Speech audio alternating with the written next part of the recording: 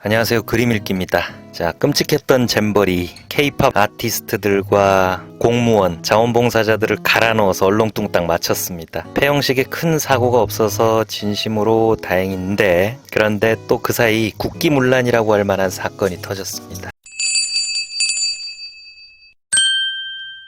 자, 경향신문 그림마당 김용민 화백님의 만평입니다. 빨간 옷을 입은 인물의 뒷모습을 화면 하나 가득 채운 그림입니다. 자, 뒷모습 초상화는 굉장히 어렵고 흥미로운 구도라고 할 수 있습니다. 표정이 보이지 않는데 무슨 수로 감정을 표현하겠어요. 하지만 화가들은 또 그걸 어떻게든 그려냅니다. 자, 이 그림 속 인물은 빨간 티와 군복 바지를 입고 있고 머리가 짧아요. 배경을 보면 흙탕물가에 서 있는 것 같죠. 그림 왼쪽 기퉁이에 구명조끼 대신이라고 쓰여 있는데 빨간 티를 얘기하는 거겠죠. 화면 밖에서 누군가가 지시합니다. 허리까지 강물 들어간다 실시. 자, 얼마 전 집중호우로 전국에 막대한 피해가 있었습니다. 많은 아까운 인명이 유명을 달리하셨는데 그중 실종자 수색 작업 중 급류에 떠밀려 14시간 만에 죽음으로 돌아온 고 최수근 상병의 안타까운 비보가 온 국민의 마음을 먹먹하게 했습니다. 아무래도 이 그림의 쓸쓸한 뒷모습은 고 최수근 상병의 마지막 모습인 것 같습니다. 왜 구명조끼를 안 입혔냐는 어머님의 절규가 생생한 가운데 지난주 해병대 수사단의 수사 결과가 나왔습니다. 결과는 놀라움 그 자체입니다. 제가 그림을 좀 감상화로 보기 위해서 불경스럽게 잠깐 글자를 지웠는데 김용민 작가님의 원작에는 빨간 티의 등 쪽에 이런 글씨들이 쓰여 있어서 만평의 본래 기능을 보강합니다. 해병대 확 뜨게 적색 티 입고 작업, 웃는 표정 금지, 군 기본 자세 철저, 특히 방송 차량 올시, 사단장 지시사항. 참 8월 7일날 이런 문자들이 공개됩니다. 요즘은 군대에서 다 핸드폰 써도 되니까 이런 식으로 명령을 하나 봐요. 7월 17일, 18일 사이에 해병대 제1사단장 발로 이런 명령들이 내려왔답니다. 자, 빨간색 추리닝 입고 해병대가 눈에 띌 수 있도록 가급적 적색 티 입고 작업. 그러니까 해병대가 대민지원 나왔다는 걸 최대한 만방에 알리라는 거죠. 이렇게 되면 구명조끼 안 입고 빨간 티만 주구장창 입게 될 확률이 크죠. 몇 군데 더 보겠습니다. 경내 미흡, 또 제일 밑에 군 기본자세 유지 철저, 특히 방송 차량 올시. 자, 이런 식으로 사단장의 지시가 쭉 있는데 안전에 관한 지시는 하나도 없죠. 이건 18일 사고 전날 지시입니다.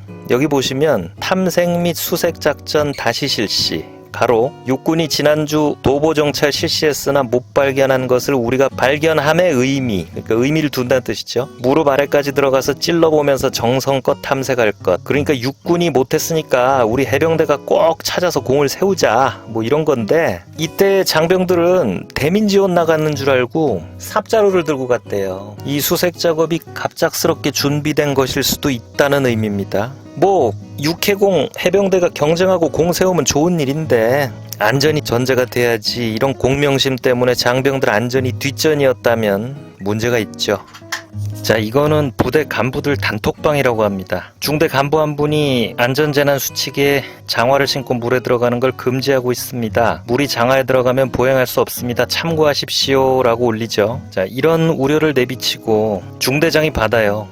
저도 우려된다면서 건의하겠답니다. 그런데 다음날 건의는 받아들여지지 않고 복장에 장화가 들어있죠. 그래서 이 장화 때문에 수영을 못해서 못 빠져나왔다는 말도 있어요. 이런 증거들을 보면 누가 봐도 사단장이 책임이 있죠. 그래서 해병대 수사단은 고 최수근 상병의 죽음에 대해 사단장 포함 8명의 과실이 책임이 있다고 결론 내리는데 이게 또 이상한 방향으로 다른 난리를 초래합니다.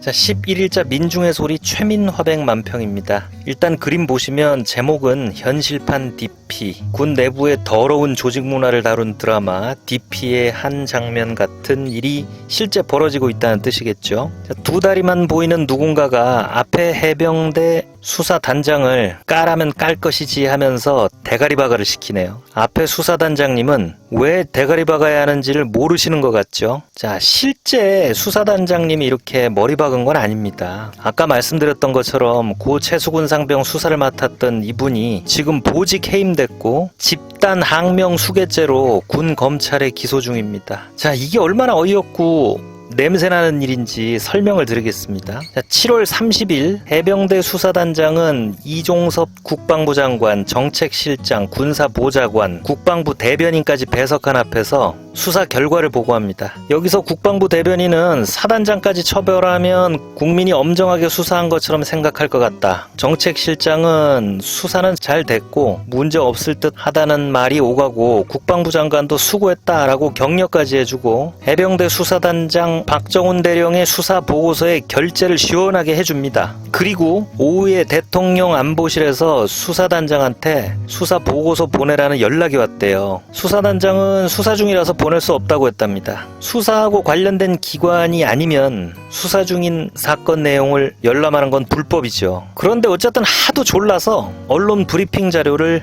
보내줍니다. 그런데 다음날 31일 국방부 언론 브리핑 국회 보고가 갑자기 취소되고 국방부에서 수사 보고서 2첩 보류 지시가 해병대에 내려오고 국방부 장관은 4시쯤에 우즈벡으로 출장을 가버립니다. 2첩 보류가 뭐냐면 군에서 사망사고 나면 옛날에는 군대 안에서 수사하고 결론 지어버리는데 하도 얼렁뚱땅 넘어가고 끼리끼리 감싸고 하는 관행이 많으니까 작년 7월부터 아예 군에서 1차 조사를 하면 그걸 경찰로 넘겨서 경찰이 수사하고 마무리하도록 법이 바뀌었어요. 자, 해병대 내부의 수사단이 수사 마치고 국방부 장관이 결재해주고 경북경찰청으로 넘기면 되는데 갑자기 국방부에서 수사 보고서를 경찰에 넘기지 말라는 지시가 내려옵니다. 그리고 국방부 법무관리관이 박정훈 수사단장한테 5차례나 전화를 해서 직접적 과실이 없는 사람으로 책임을 한정했으면 좋겠다. 혐의자를 빼라. 그리고 혐의 사실을 이건 빼라 등등의 내용을 전달하는데 박정훈 수사단장은 여기서 이제 외압을 느끼고 다음날 8월 2일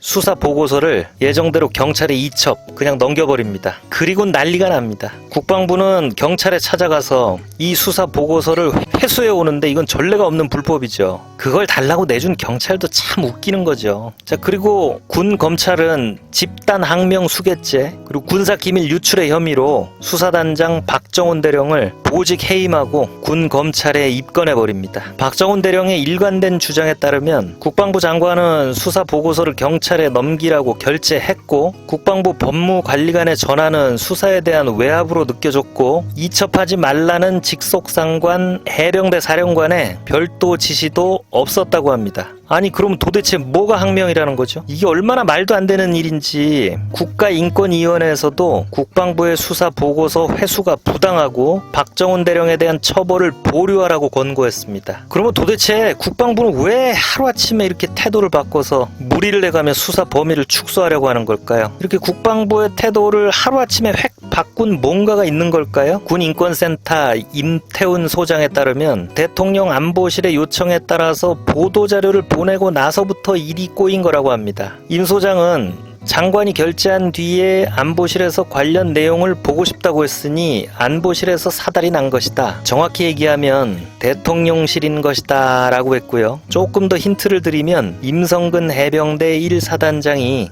수사 결과에 과실치사로 명시된 책임자죠. MB정부 청와대에서 행정관으로 근무했고 당시 같이 근무한 비서관은 누구인지 얘기하지 않겠지만 지금 안보실에서 막강한 권력을 행사하고 있다라고 말했는데 당시 비서관이 누구냐면 지금 대통령실 안보실 제1차장 외교부 장관보다 더 세고 사실상 대일 굴종 외교를 주도하고 있다고 알려진 김태호 씨입니다. 이건 어디까지나 의혹이고 저는 입에 담는 것도 더러워서 이만하겠습니다. 그리고 11일 보직 해임되고 기소된 박정훈 대령은 군 검찰의 조사를 거부하고 언론을 통해 공정하게 지체 없이 수사하라는 대통령의 명을 충실히 따랐다는 점을 밝히면서 제3의 수사기관을 통해서 공정한 수사와 재판을 받게 해달라고 청원했습니다.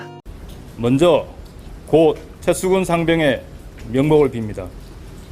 저는 정치도 모르고 정무적 판단도 알지 못합니다.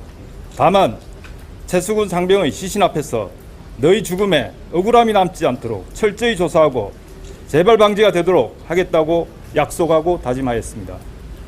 또한 사건 발생 초기 윤석열 대통령께서 엄정하고 철저하게 수사하여 이러한 일이 재발하지 않도록 하라고 지시하셨고 장례식장에서 여야 국회의원 및 국방부 장관마저도 유가족에게 철저한 진상을 규명하여 엄정하게 처벌되도록 하겠다고 약속하는 모습을 제 두 눈으로 똑똑히 지켜보았습니다. 대한민국 해병대는 충성과 정의를 목숨처럼 생각하고 있습니다. 저는 해병대 정신을 실천했을 뿐입니다. 존경하는 대통령님, 국군 통수권자로서 한 사람의 군인의 억울함에 외면하지 마시고 제가 제3회 수사기관에서 공정한 수사와 재판을 받을 수 있도록 도와주시길 청원합니다. 감사합니다. 2023년 8월 11일 해병대령 박정훈 필성! 참 이분 황당할 겁니다. 수사 다 해놓고 국방부 장관 결재받고 유가족들한테 가서 다 설명하고 이제 경찰에 넘기려는 찰나에 알 수 없는 힘으로부터 그만두라는 압력. 이거 깠다가면 불명예제대에 연금까지 다 날아갈 판에 그래도 죽은 해병 전우와 유가족의 편에서 맡은 바를 끝까지 해내는 쪽이 명예롭다고 판단하시고 어려운 싸움을 시작하셨습니다. 정말 이분 진짜 해병의 용기를 보여주고 계시고 암울한 시기 참 군인이 아닌가 싶습니다. 집단항명 수괴라는 좀 듣기엔 무서운 그런 혐의를 받고 있는데 여기에 대해서는 군인으로서 어떤 입장이시죠?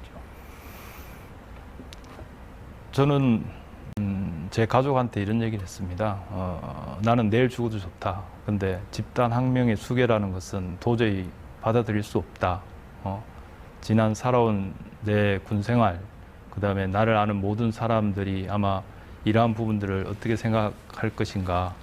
그리고 특히 이제 제 아들이 현재 육군사관학교 재학 중입니다. 아, 그렇습니까? 예. 그래서 아들한테도 아버지를 자랑스럽게 생각해라.